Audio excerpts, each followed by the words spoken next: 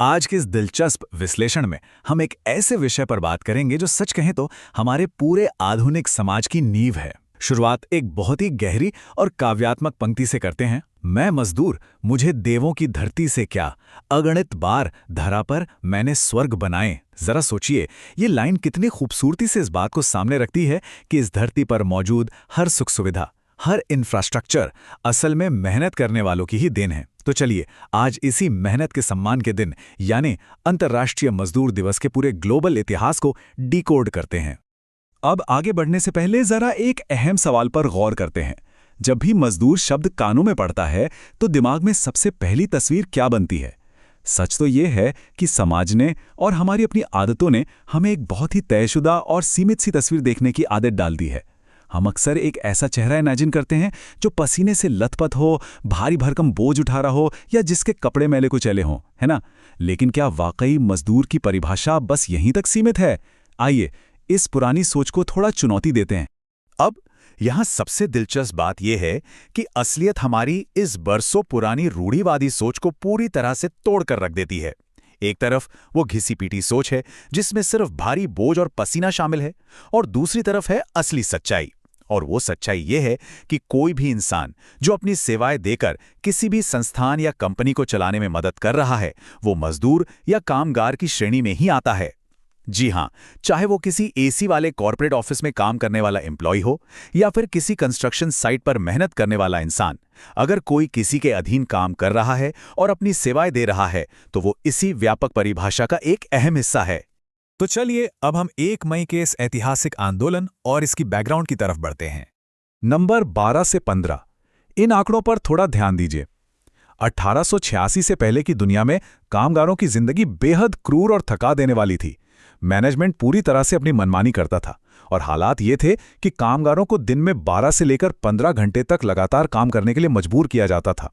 और सबसे भयानक बात तो ये थी कि ये सब 100% मैनेजमेंट की अपनी शर्तों पर होता था। कामगारों के पास अपनी बात रखने का या विरोध करने का कोई अधिकार ही नहीं था। इसी वजह से 1886 से 1889 के बीच का ये टाइमलाइन उस भयंकर पीड़ा और उसके बाद हुए एक बहुत बड़े ग्लोबल बदलाव की कहानी कहता है। हुआ यूं कि 1 मई 1886 को अमेरिका में इस अमानवीय शोषण के खिलाफ एक बहुत बड़ा आंदोलन शुरू हो गया। लोगों का गुस्सा आखिरकार फूट पड़ा और देखते ही देखते ये शांतिपूर्ण विरोध काफी उग्र हो गया। हालात को काबू में करने के लिए पुलिस को प्रदर्शन कर रहे मजदूरों पर गोलियां चलानी पड़ीं। ये एक बेहद दर्दनाक त्रासदी थी जिसमें कई जानें गईं और सैकड़ों लोग बुरी तरह घायल हुए। और 1886 की इसी घटना ने एक ग्लोबल चिंगारी का काम किया, जिसका सीधा असर हमें 1889 में देखने को मिला। तो यहाँ समझने वाली सबसे अहम बात यह है कि 1886 की उस दर्दनाक घटना के बाद 1889 में एक सोशलिस्ट कॉन्फ्रेंस आयोजित की गई। यहाँ हम ऐतिहासिक तथ्यों को बिल्कुल निष्पक्ष रूप से देख रहे हैं। इस कॉन्फ्रेंस ने कामगारों के हक और उनके शोषण के खिलाफ कुछ बहुत ही बड़े और कड़े प्रस्ताव तैयार किए। इनकी प्रमुख मांगें क्या थीं? दिन में ज़्यादा से ज़्यादा 8 घंटे का काम, सप्ताह में कम से कम 1 दिन की छुट्टी और कामगारों के लिए कुछ अतिरिक्त बुनियादी सहूलियतें। उस समय के हिसाब से ये बहुत ही क्रांतिकारी बदलाव थे जिन्होंने कामगारों के अधिकारों की एक नई नींव रखी और 1 मई को इंटरनेशनल लेवल पर हमेशा के लिए एक यादगार दिन बना दिया। चलिए अब इस नैरेटिव को थोड़ा अपने करीब लाते हैं और देखते हैं कि भारत में मजदूर दिवस की शुरुआत कैसे हुई।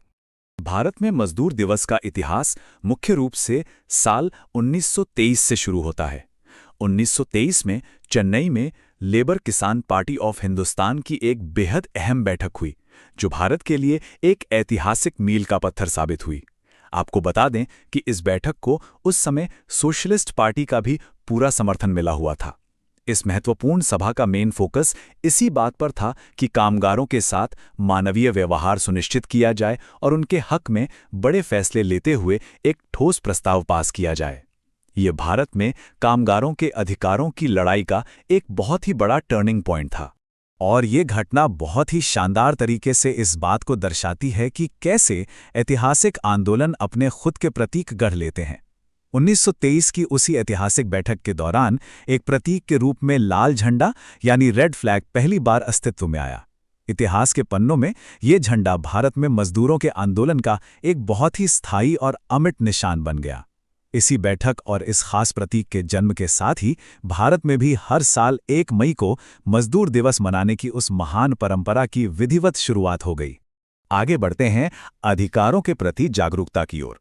असल में दुनिया भर में 1 मई को एक हॉलिडे के रूप में स्थापित करने का सबसे बड़ा और मूल उद्देश्य यही है कि कामगारों के बुनियादी अधिकारों के प्रति हमेशा जागरूकता बनी रहे।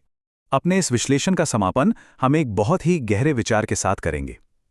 आज हम जो 8 घंटे की शिफ्ट या वीकेंड की छुट्टियों का आराम से मजा लेते हैं ना, वो किसी ने हमें तोहफे में नहीं दी हैं। वे इतिहास के उन दर्दनाक और लंबे संघर्षों की कीमत चुकाकर हासिल की गई हैं। लेकिन जब हम आज के इस बेहद आधुनिक और तेजी से बदलते हुए वर्क कल्चर को देखते हैं, तो एक सवाल तो जरूर जहन में उठता है।